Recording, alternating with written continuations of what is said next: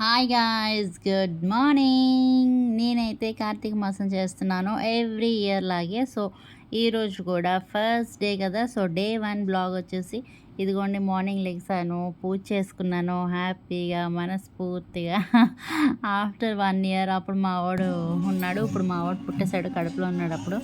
So నేనైతే ఇలా పూజ complete చేసేసుకున్నాను అనమాట. పూజ చేసేటప్పుడు నాకు బ్యాక్గ్రౌండ్ వెనకాల సాంగ్ పెట్టుకుంటే నాకు ఫుల్ ప్లెజ్డ్గా ఉన్నట్టు ఉంటుంది అనమాట. ఫుల్ డివోషనల్ మూడ్ అన్నట్టు ఉంటుంది అనమాట.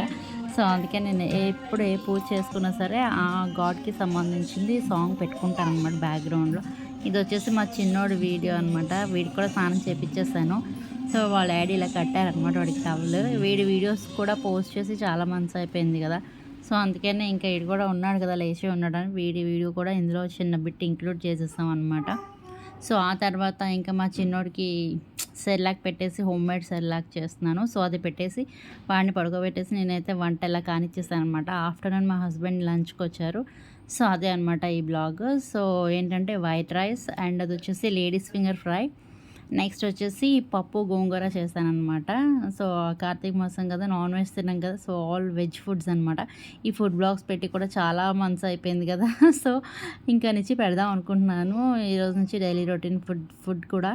సో చూడండి. అండ్ ఇదిగోండి పప్పు గోంగూర వేస్తున్నాను.